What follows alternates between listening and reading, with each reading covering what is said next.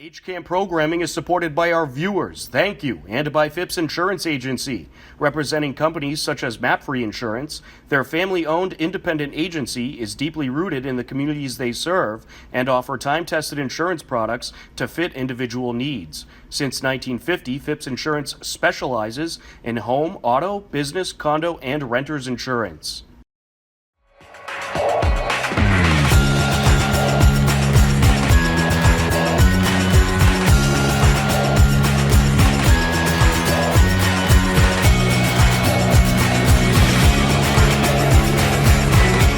Hello, everyone, and welcome to today's edition of HCAM News. I'm HCAM News Director Tom Nappy, here to fill you in with what's happening in Hopkinton.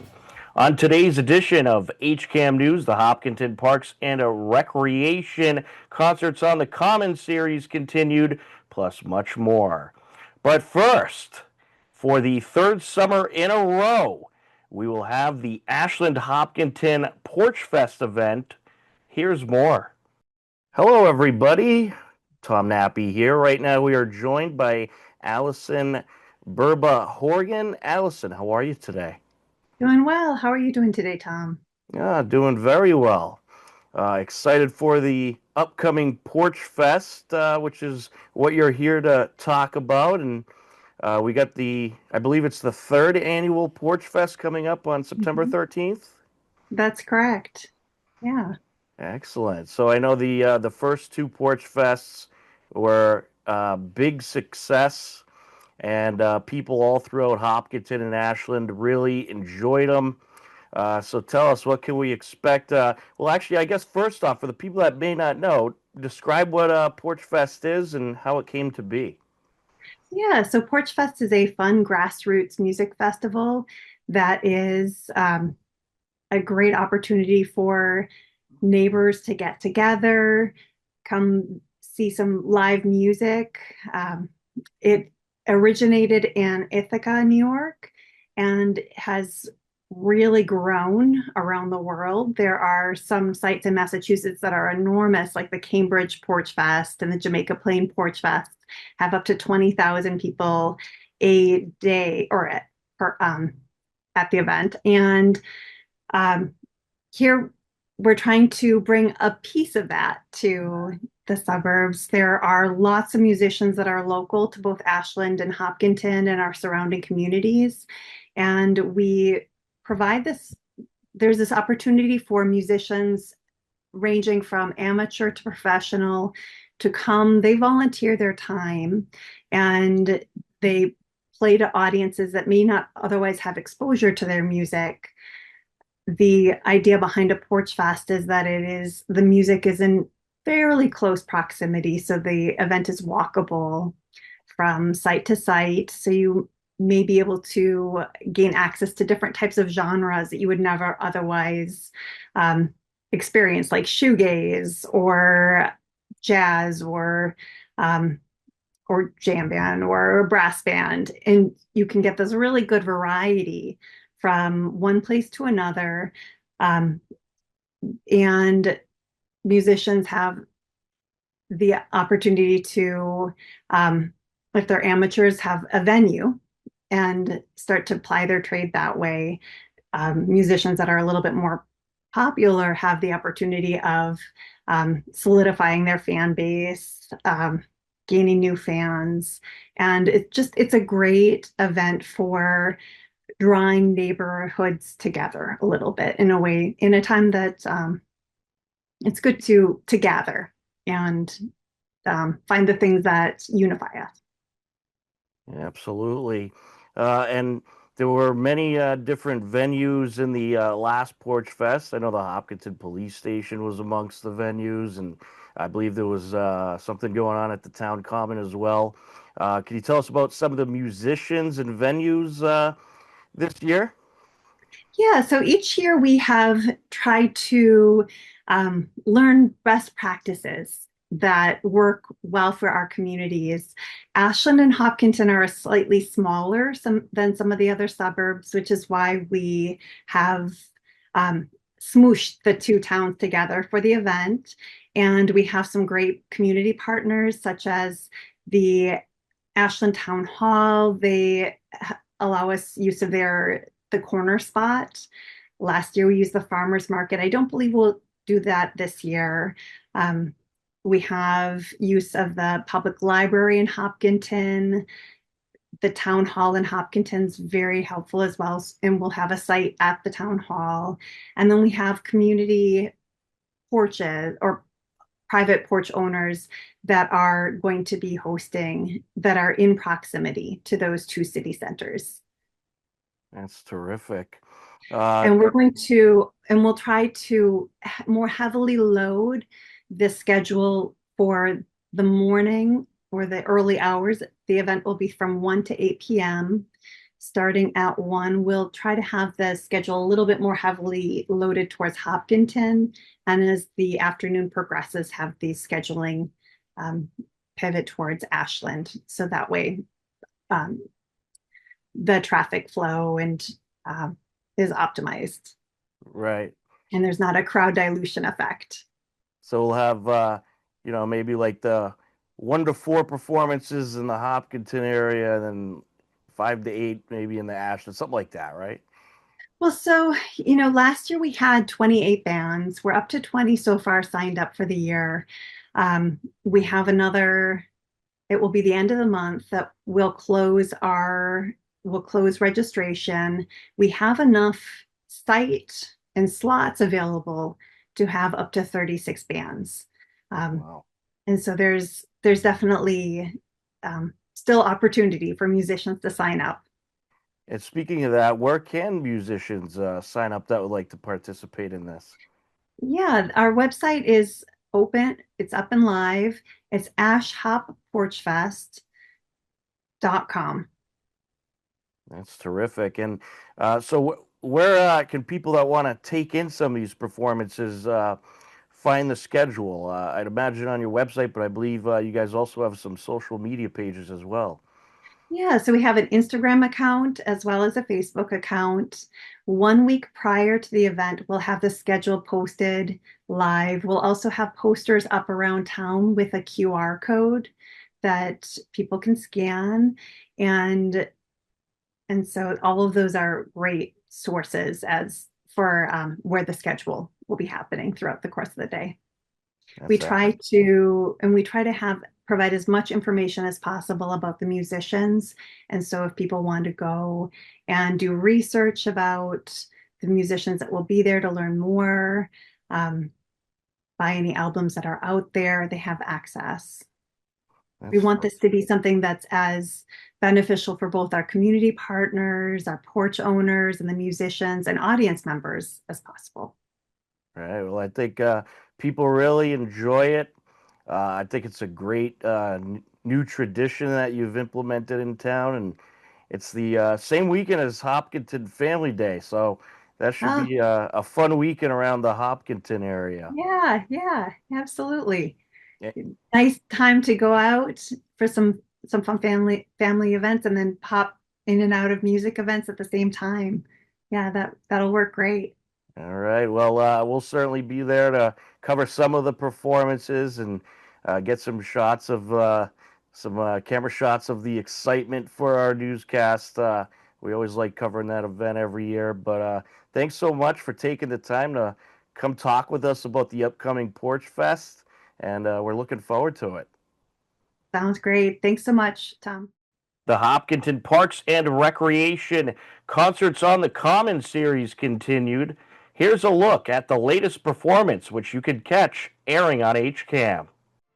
Week 3 of the Hopkinton Parks and Recreation Concerts on the Common series was moved indoors due to weather at Hopkinton Middle School. The Hopkinton Community Summer Band filled the auditorium with sound.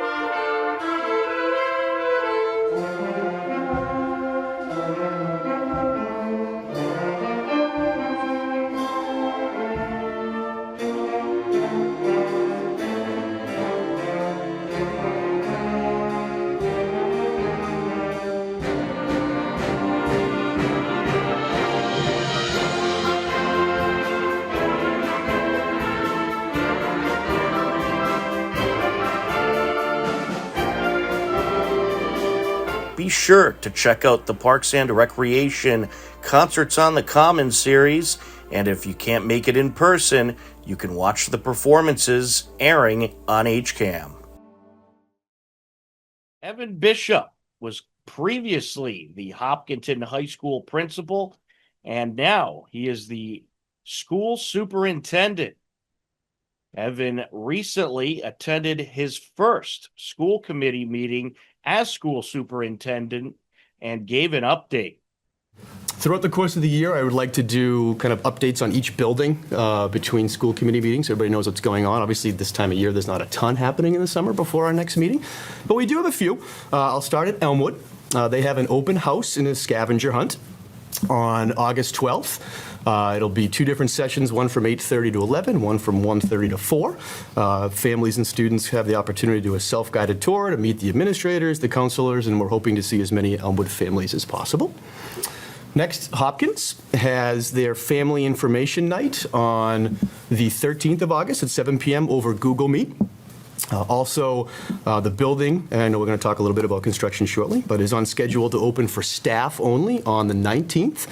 On that date, it'll no longer be considered a construction site, but construction activities will be wrapping up, so we'll need to be flexible and work together. We'll have an update at our next school committee meeting about the project and what school will look like for our opening day for our Hopkins kiddos and staff from our construction partners. And then the last... Tremendous amount of work going on there this summer. Yeah, tremendous, yeah. Yeah, I was at a meeting this morning, toured the building a few times, so there's a lot of work going on. Everybody seems to be doing what they need to be doing, so we're moving in the right direction, which is great. And then the last update is kind of a pre-K to 12 across the district. We had nearly 80 educators participate in a 2-day professional development following the last day of school that was run by Mr. Lebrad, entitled Breaking Barriers. The presenter was Dr. Claudia Rinaldi from Lesley University, and the PD focused on the intersectionality of dually identified students, those who have needs, as well as English language learners. The initial feedback that we got from staff was very positive, and we look forward to continuing that work ahead together. And we'll wrap up with the top of the hill spotlight. I want to take a moment to talk a little bit about a group that is outstanding. This is going to be something I plan to bring to my superintendent reports each week. And tonight I'm highlighting the extended year program, ESY. It's been incredible to see the level of engagement, care, support provided to the students over the summer. A big thank you to Ashley Smirlis and our entire ESY staff for their dedication and hard work. They've created a meaningful and joyful experience for our students. You can see some photos there. We have yoga in the top left. We have some mindfulness in the bottom, bowling, as well as a birthday party. In our next slide, it shows the staffs at both the high school and Marathon School. That's where the ESY programs are. So we can't thank them enough for all of their efforts. And I also wanted to put in a plug that we have our ESY traditional family social event on July 30th at 11 at Marathon School, where there'll be fun activities, pizza, and ice cream for all. So looking forward to that. And just on a personal note, I want to thank everyone from central office, Ms. Rothermick, Mr. Lebrad, the rest of the central office, families, staff, community members for their support and kindness as I transitioned into this role. I appreciate the grace that people have showed me, and I'm excited to get to work. So thank you, and that's the superintendent's report. We are going to take a time out on this edition of HCAM News. A whole lot more ahead. Stay tuned. HCAM is supported by our viewers. Thank you. And by the Hopkinton Independent newspaper and online news site. The newspaper reaches 100% of the homes and businesses in town, and the website is updated daily with exclusive Hopkinton content. Readers can receive a daily newsletter and breaking news alerts via email. We're backstage at HCAM. We're all set up and ready to go. Here at the beautiful Hopkinton Country Club at Elmwood School. What are we doing today? Playoff softball, round of 32. The Elmwood School International Night. Hillers girls golf team. Fire and EMS related topics. And we're going to be filming the last match of the season. Should be a good game. Keep an eye out for that. Welcome back to HCAM News. This past February, the annual Hopkinton Science and Engineering Fair took place, and there was record-setting participation. Here's a look back. Hopkinton High School hosted their annual Science and Engineering Fair. Here's a look at some of the great projects and award ceremony.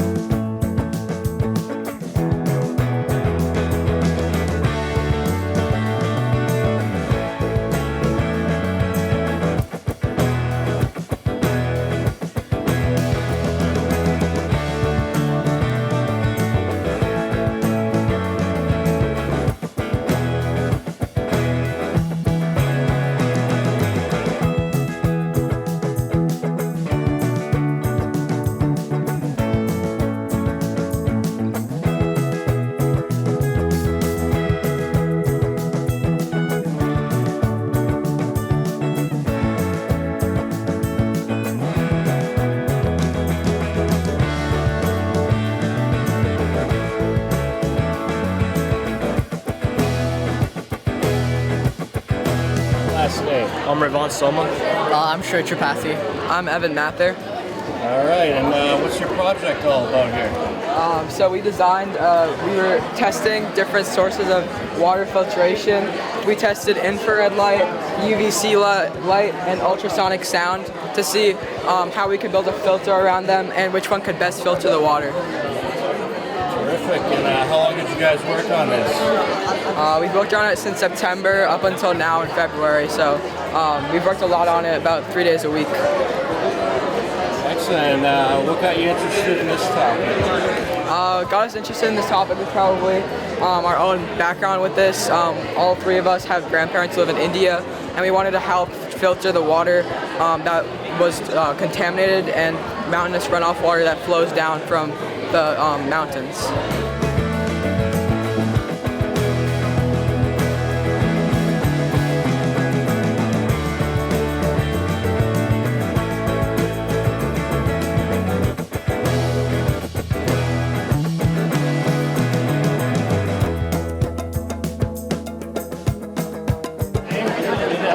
Amrit Urus.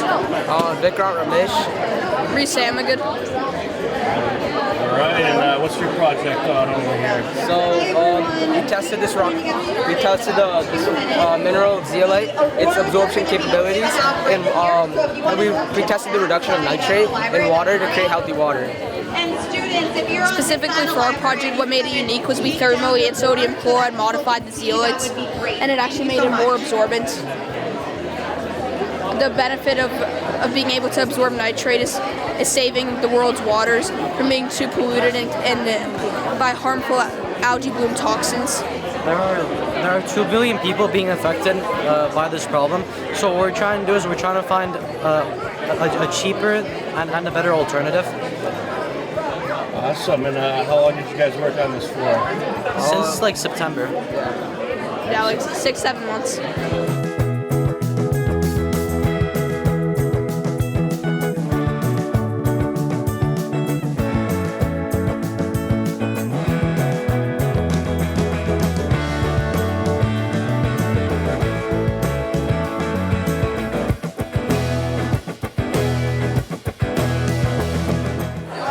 So another successful science fair, and this might be the biggest one I've seen. It gets bigger every year, I think. Yeah, it's such a special group of students this year, and it was a really great mix of seniors who have been with us for many years doing their last project, and a huge, great group of 9th graders doing it for the first time. So it was really fun to kind of see that whole model come together in a special day. And so 12 of the participants here, 12 participating groups are going to the regionals. Yeah. Can you explain that process? Yeah, so the science fair kind of works in a couple different tiers. So the top 12 teams from here will go to compete at WPI next Friday with about 100 teams from the central Massachusetts region.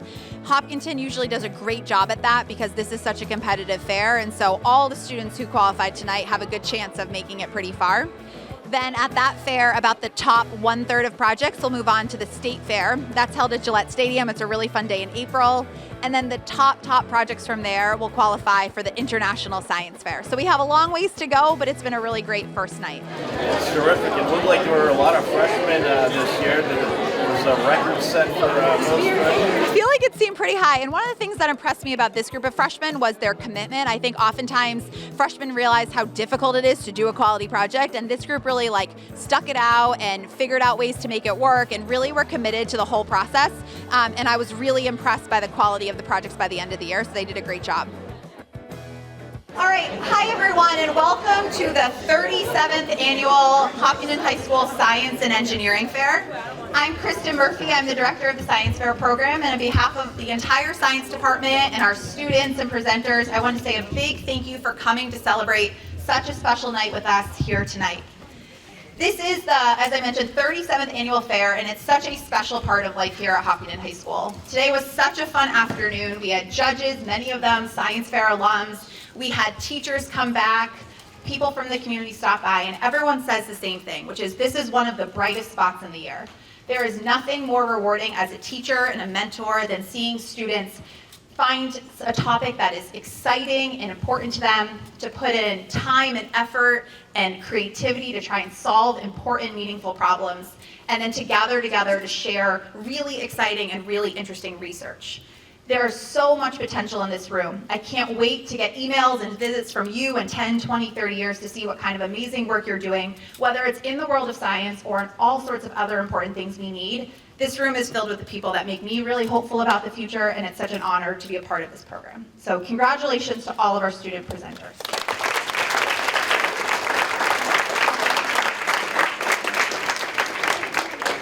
A science fair of this size and this level of sophistication is an enormous undertaking for the whole community. So I want to say a few important thank yous. First, I want to thank our administration, specifically Dr. Kavanaugh, Mr. Bishop, and Jen Smith, our department chair, who care so much about this program and have given us time and resources and money and energy to make this what it is today. So a big thank you to all of them.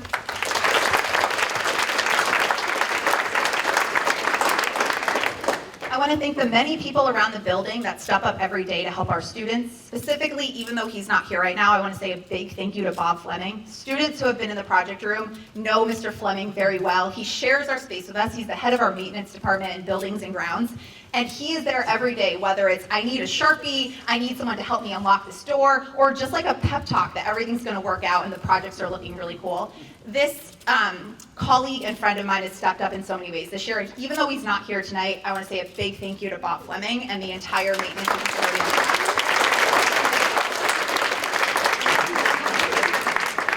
We also have a great team of mentors that support student projects throughout the year. Connor Zanini, thank you so much. Lauren Garneau, who's not here tonight. And then I want to say a special shout out to one of our mentors who has been here for 19 years supporting student projects. She started this many years ago and has been part of many of the environmental science projects, some of the most creative projects. Whenever there's a topic where I say, man, I just don't know how we're going to do this, Charlotte Shire is the person we always look towards. Charlotte, I believe, is here right now, and I wanted to bring her out to say thank you. This is Charlotte's last year.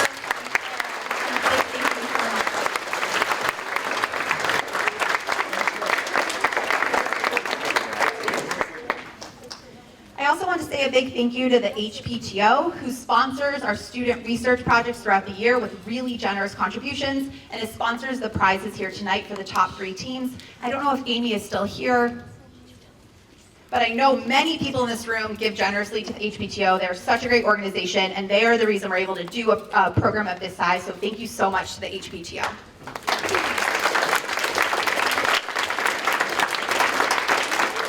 Okay, and then lastly, I want to say thank you to the families and the students who are here tonight. Taking on Science Fair, as a former Science Fair alum myself, I know that this is a real family commitment. Your dinner table conversations are about fruit flies and how you're going to make them reproduce or something. You're doing carpools. I had so many kids this year saying, my parents are waiting, I need one more trial. And I'm like, you got to get out of here. There are so many families that rearrange their schedules, give those pep talks, do so much to support their students. We really appreciate how much you care about helping your students see this process through and encouraging them throughout the semester and throughout the year. So thank you so much to all of our families.